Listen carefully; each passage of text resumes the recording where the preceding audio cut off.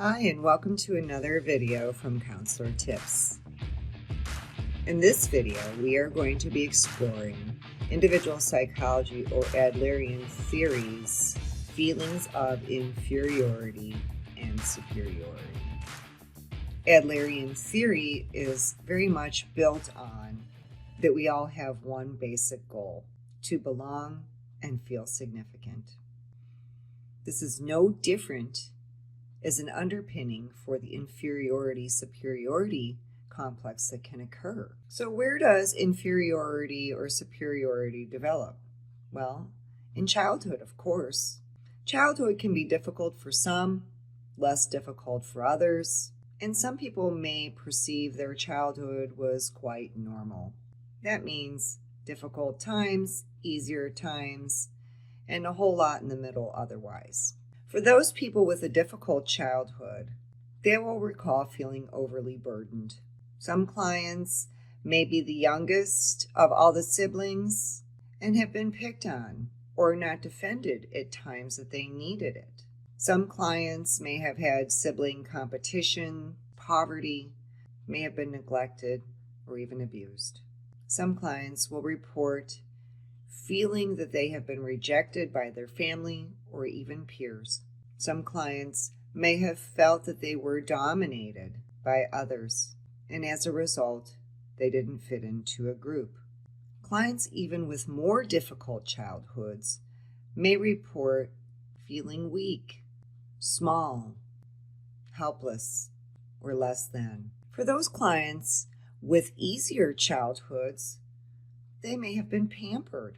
They may have been overprotected in a way that has disabled them in gaining life skills to overcome conflict or even tolerate discomfort. So when in the Adlerian 12-stage model are we looking for inferiority? The first time we're looking for it is in the empathy and relationship building time in counseling. The second time is during information gathering.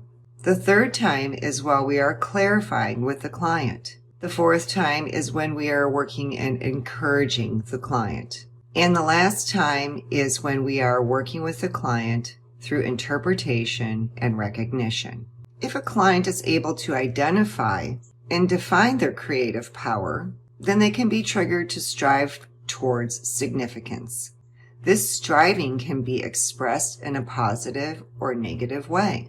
Let's compare the two directions. In an unproductive direction, we will see clients working towards perfectionism and will express dissatisfaction with less than perfect. These clients may also only be interested in enhancing themselves, is constantly self-protective, and truly desires, even if unexpressed, power over others.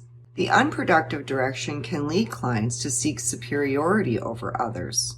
They can become exploitatious. They can develop rivalry that is unproductive and unhealthy. They may become self-indulgent or self-centered and appear to behave selfishly. All of this will create distance in relationship to the self and others. When a client is productive, we will see them overcoming difficulties.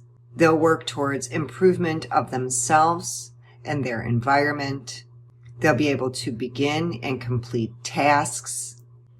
And they'll work towards doing things well, but also leaving room for error. The productive direction can lead clients towards seeking self-development and contribution, cooperation, and being task-centered with themselves and others.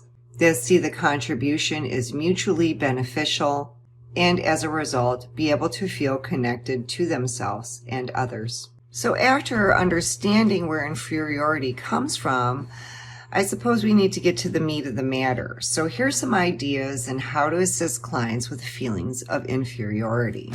Some things from childhood recollections may be true, and many other things will just be the client's perception. Either way, both of these are valid, and they play a part in creating the fictional final goals for the client.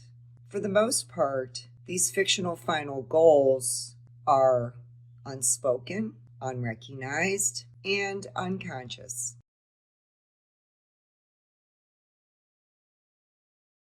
Ask a client to think back to about the age of 10. It's when we were more playful and less encumbered by any kind of life's concerns or pains. When you get the client to think back to that age frame, ask them to share a memory that comes to their mind. The memory that you're asking them to recall needs to be like a video, meaning that it has a beginning, a middle, and an end to the memory. You as the counselor are going to write down the memory that the client shares using as many of the words as the client used as possible. So try to write the memory down as quickly as possible and verbatim.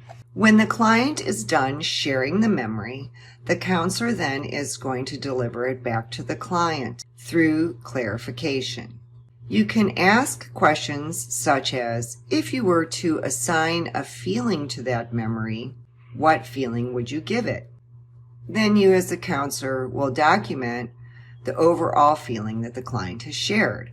Then you could ask a subsequent question. If you could take a picture or freeze a frame from the most vivid part of your memory, what would it be?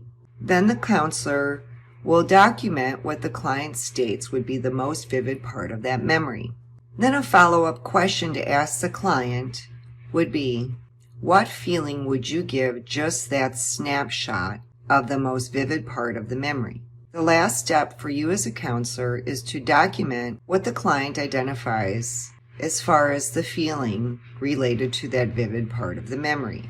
The key for the client's progress and insight is to collect a minimum of 3 early recollections to have enough data to look for themes. These themes more than likely will reinforce the lifestyle information that you're collecting about the client and that they need to gain their insight.